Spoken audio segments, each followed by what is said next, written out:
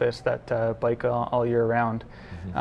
It's a question that's come up in this discussion. Well, Calgary is a winter city. Can we really make cycling work? Yeah. And I think a lot of people can't see themselves doing it, but a lot of people do as well. Certainly fewer people do.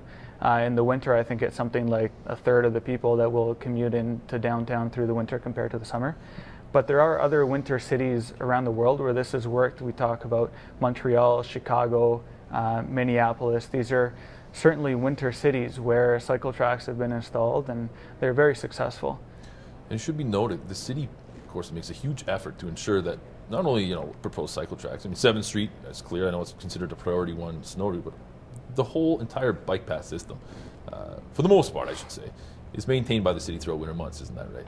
That's right. I think parks, they maintain the pathway system along the river system, and they try to do what they can with the budget they have.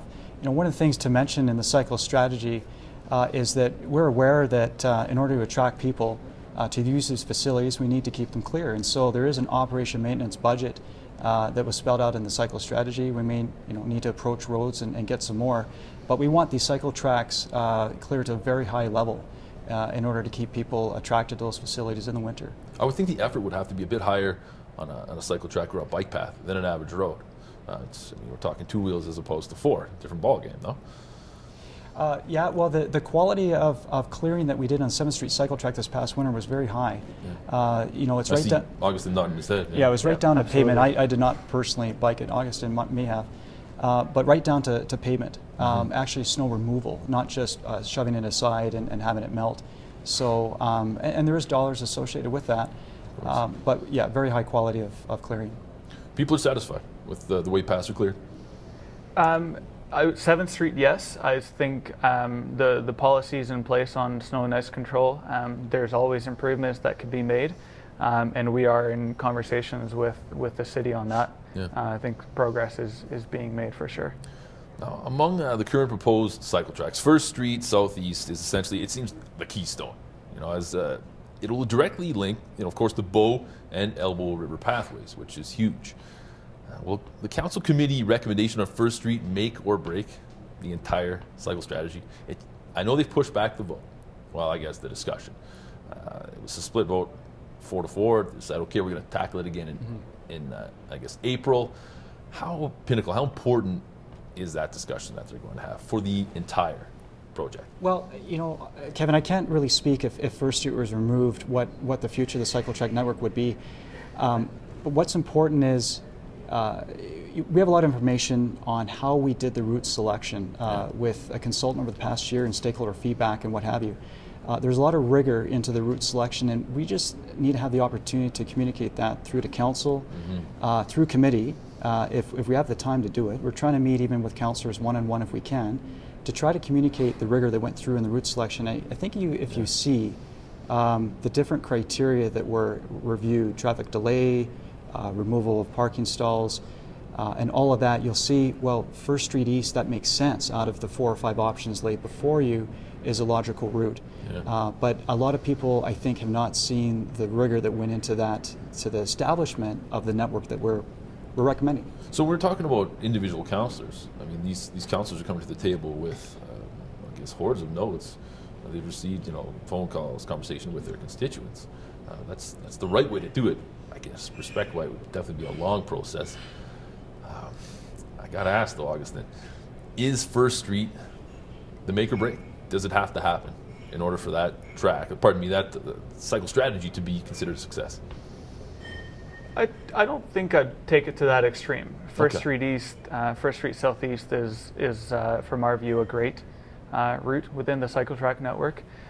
We'd definitely like to see it. There's, as Joe alluded to, it's got a lot of benefits over some of the other routes. One of the beautiful things about 1st Street East is that at Lindsay Park Talisman Center, it goes down to three lanes anyway. So that bottleneck already exists. Why not? And so the route basically takes advantage of that existing bottleneck, and which is why the numbers that Joe alluded to on traffic delays are so low. And in fact, in the morning, a little bit quicker for car travel. That makes sense. It's clearly a thorough study. Also, the fact that it does link Elbow pathway system to the Bow path. I would think, I mean, it just makes a whole lot of sense. Yeah. Folks, we're going to jump to a quick break. Stay with us. We'll be right back after this. Shaw TV is your local voice, bringing local events, information, and entertainment to your community. Shaw TV welcomes story ideas and proposals for shows or series that represent local viewpoints and activities. These shows or series can be an idea or already produced. For information on how to submit a proposal, please visit us at shawtv.com.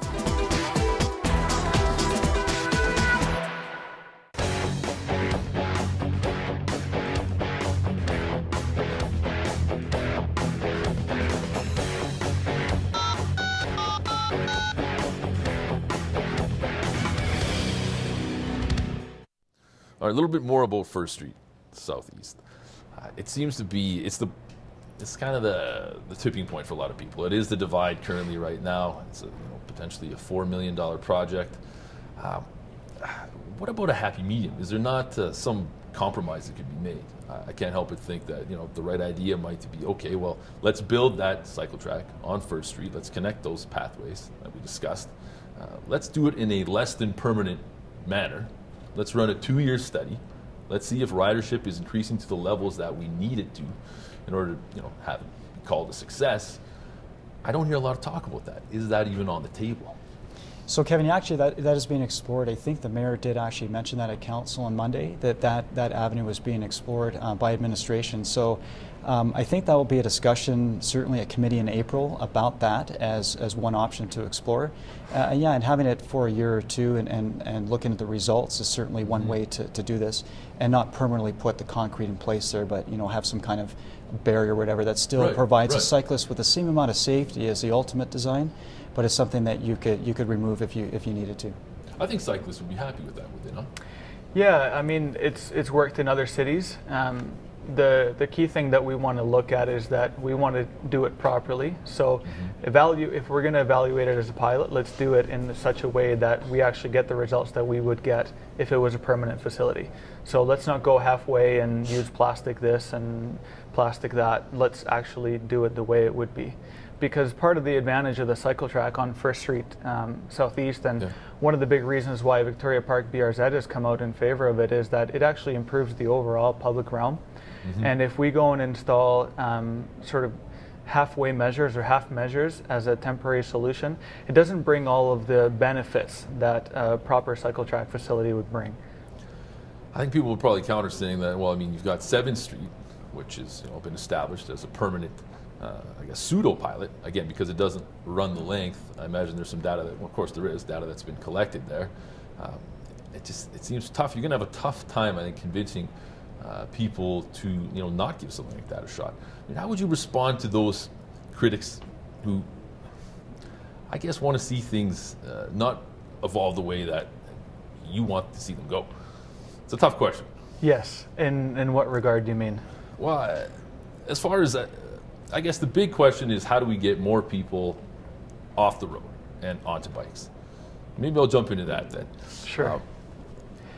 What's the effort that's being made? I mean, there is city buses that now have bike racks. Trains will have bike racks on them, I do believe, moving forward. Is that kind of the end game, to get more cars off the road, more people onto bikes? Well, the approach is really choices, like we said before, Kevin, from the Calgary Transportation Plan. And, you attack it multifaceted. The cycle strategy is one way, a bike network. We're working on a pedestrian strategy as well to try to deal with some pedestrian safety issues and try to encourage that mode of transport as well.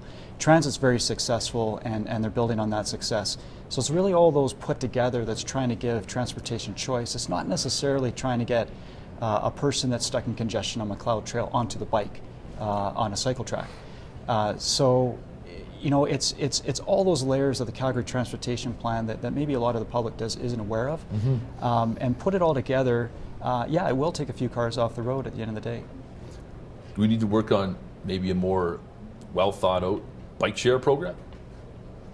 A bike share program would be great down the line. I think the thing about a bike share program that makes it so great is that it gets people that are not used to biking on a bike, trying it out. It's low barrier to entry. You just pay a few bucks and hop on a bike and ride around.